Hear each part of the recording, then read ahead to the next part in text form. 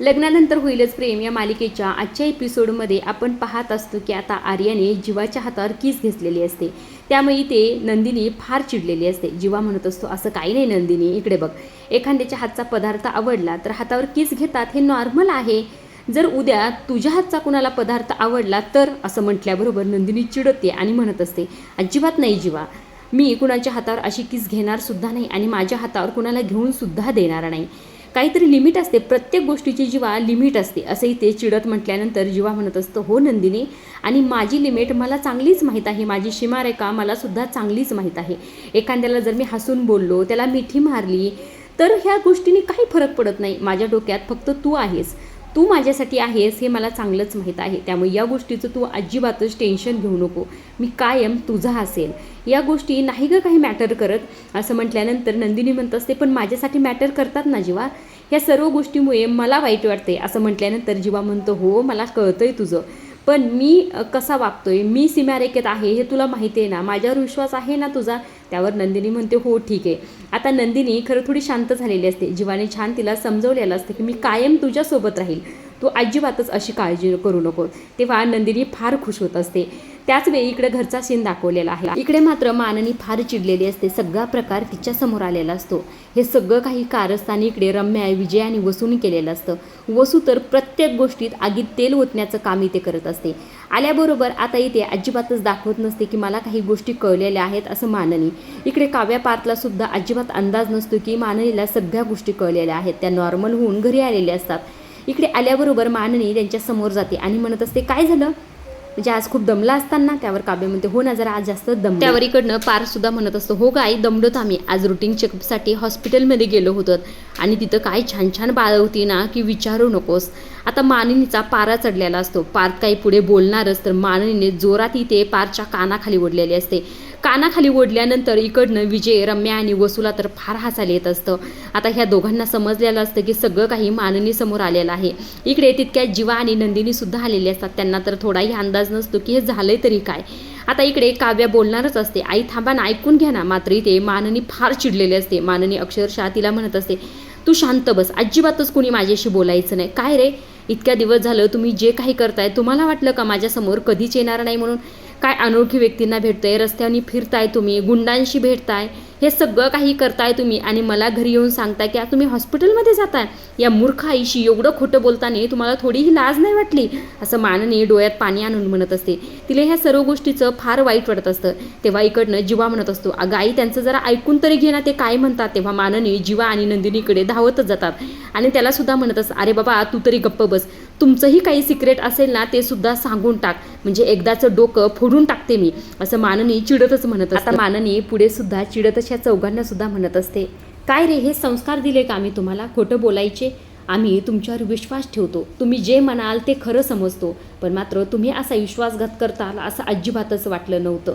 ही शेवटची पिढी असेल जी स्वतःच्या मुलावर विश्वास ठेवत असेल, कारण की तुमच्या मुलावर तर तुमचा अजिबातच कधीच विश्वास बसणार नाही, कारण की तुम्ही स्वतःच इतकं खोटं बोलताय तुमच्या आईवडिलांशी. मग तुमच्या मुलावर तुम्ही सतत संशय घेत राहता, त्यांच्या कोणत्याही शब्दावर तुम्ही विश्वास ठेवणार नाहीत, असंही ते माननी सगळ्यांना सांगत असते. माननीच्या या अवस्थेची काळजी खरं काव्याला वाटत असते. तिला फार वाईट वाटत असतं, कारण की तिनेच हे खोटं लपवायचं सांगितलेलं असतं. तिचा हेतू जरी चांगला असला तरी आईंना जो काही आता त्रास होतोय तो तिला सहन होत नसतो. दोघेही गप्प असतात. तेव्हा इकडनं वसू मुद्दाम म्हणत असते बोला रे काहीतरी बोला, काय विचारती ती मगापासनं. तेव्हा इथे इकडनं माननी म्हणत असते काय बोलतील ते आणि काय बोलणार आहेत ते, कारण की बोलण्यासारखं काय ठेवलंय त्यांनी. मी विश्वास ठेवत राहिले, सगळ्या गोष्टी करत. तुम्हाला असंच वाटत असेल ना की तुमची आई वेडी आहे, सतत काय विचारपूस करते, काळजी करते, गुरुजींकडे जाते, धागे घेऊन येते, सतत म्हणते की घरात राहा, मला सगळ्या गोष्टी सांगत जा. तुम्हाला खरंच मी वेडी वाटते का रे, म्हणून तुमची काळजी करते, हे वेडपणा आहे का माझा? त्यावर काव्य म्हणते नाही नाही असं काही नाही हो. तेव्हा माननी म्हणते असं नाही तर कसं आहे सांग ना, तुम्ही कितीही मला वेडं समजलं तरी सुद्धा माझी काळजी थांबणार नाही, माझी विचारपूस थांबणार नाही, कारण की मी आई आहे ना, आणि आईला तुम्ही कितीही वेडं समजलं तरी सुद्धा ती काळजी करणं कधीही थांबणार नाही.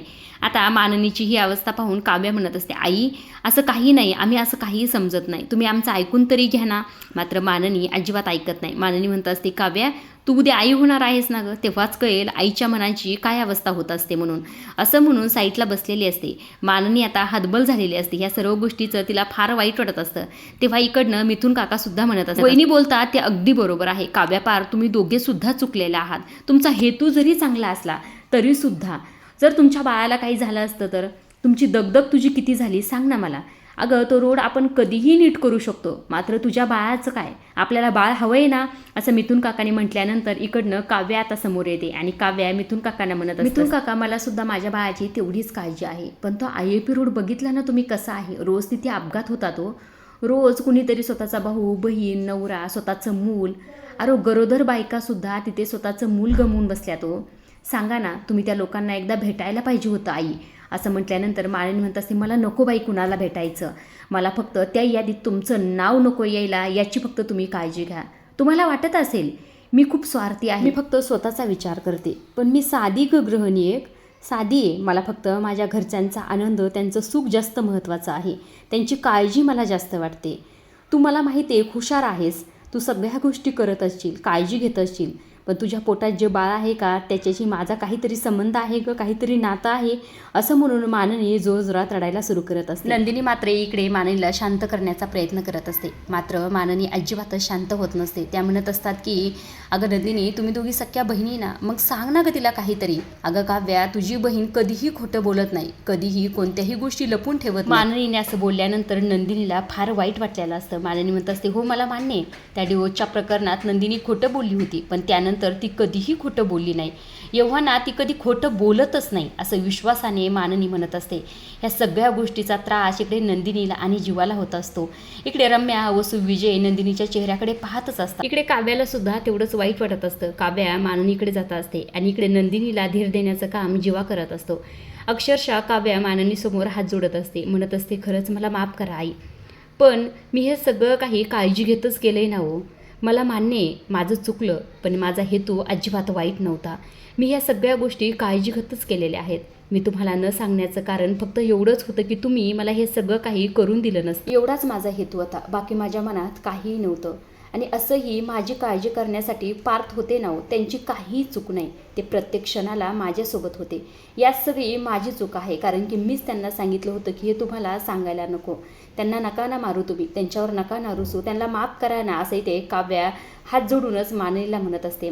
ती म्हणत असते, बघा नाही त्या रोडचं काम कुणीतरी करायला हवंच होतं का नाही सांगा.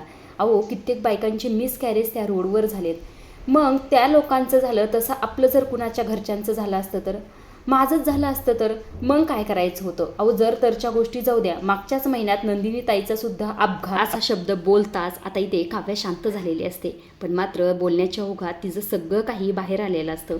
हे ऐकल्यानंतर इकडे माननीला धक्का बसलेला असतो, कारण की आत्ताच माननी नंदिनीच्या खऱ्यापणाची साक्ष देत असते आणि नंदिनीसुद्धा तिच्यापासून गोष्टी लपवते हे तिला ऐकायचंच नसतं. अक्षरशः माननी तिच्या समोर जाते, डोळ्यातून पाणी असतं, एकही शब्द बोलत नाही. इकडे नंदिनीला काय बोलावं कळत नसतं. नंदिनी म्हणत असते की आई पण मला काही झालं नाही व माझ्या बाळाला सुद्धा काही झालेलं नाही, सगळं काही ठीक आहे, मी असं शांत बसू नका नाही, काहीतरी बोला ना. मात्र माननी एकही शब्द बोलत नसते.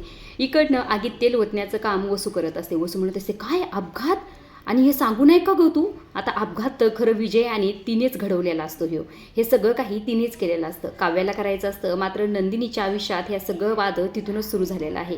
इकडे वसू म्हणत असते, काय गं एवढं सगळं झालं आणि घरीसुद्धा सांगितलं नाहीस, खऱ्यापणाची साक्ष तुझी आत्ता सासू देत होती आणि तू सुद्धा खोटं बोललीस, काव्याचं तुला वाण नाही पण गुण चांगलाच लागलाय, असंही ते वसू म्हणत असते. आता माननीला मात्र ह्या शब्दाचं फार वाईट वाटत असतं. नंदिनी खोटं बोलू शकते असं तिला विश्वासच नसतो. अक्षरशः इथे माननीला चक्कर आलेली असते आणि खाली कोसळलेली असते. आता सगळ्यांनी सावरण्याचं काम केलेलं असतं.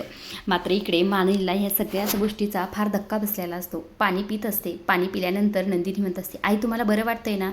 त्यावर माननी म्हणत असते, आई कुणाची आई, तुमच्या दोघींची आई मी नाहीच. खरं तर आई जर असते तर या सर्व गोष्टी झाल्याच नसत्या ना. तुमच्यावर काय मी विश्वास ठेवते. माझ्या पोटच्या मुलांनीसुद्धा माझ्याशी खोटं बोलले, त्यांचासुद्धा माझ्यावर विश्वास नाही की मी त्यांना साथ देईल म्हणून. वसुताई तुम्ही बरोबर बोलत होतात, खरं तर मीच चुकले. मी एवढा जो आंधळा विश्वास ठेवते ना त्यामुळे मलाच ठेस लागेल आणि लागली की ठेस. असंही ते माननी म्हणत असते. तिला फार रडायला येत असतं आणि तेवढाच त्राससुद्धा होत असतो. इकडे माननी स्वतःच्या तोंडाला मारून घेत असते. सगळेच जण धावत आलेले असतात आणि तिचा हात पकडत असतात. माननीला सावरण्याचं काम करत असतात. माननीची अवस्था फक्त वसू आणि विजय आणि रम्यामुळे झालेली आहे. ह्या सर्व गोष्टी अशा प्रकारे समोर आल्या, त्यामुळे ते माननीला फार वाईटत असतं. माननी म्हणत असते की नंदिनी, तू असं माझ्यासोबत खोटं नव्हतं बोलायला पाहिजे गं. तू खोटं बोलशील याची मला अपेक्षासुद्धा नव्हती. एक वेळ माझ्या तोंडातून खोटं निघेल, पण तू कधी खोटं बोलणार नाहीस. त्यावर नंदिनी तिचे हात जोडून माफी मागत असते. आई मला माफ करा, चुकलं माझं. त्यावर माननी म्हणत असते, माफ करू सांग ना तुला. तूच तर म्हणतेस ना गं नेहमी नंदिनी की एखाद्याने आपलं नुकसान केलं तरी त्याला माफ करावं, पण विश्वासघात करणाऱ्याला कधीही माफ करू नये.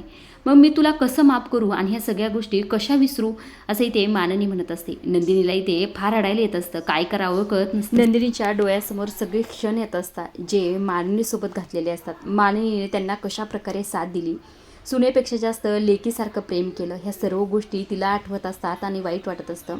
आजच्या पुरतं एवढंच. अशा डेली मालिकेचे अपडेट प्रोमो जर जाणून घ्यायचे असतील तर आपल्या चॅनलला जरूर सबस्क्राईब करा आणि तोपर्यंत पाहत राहा लग्नानंतर होईलच प्रेम. धन्यवाद.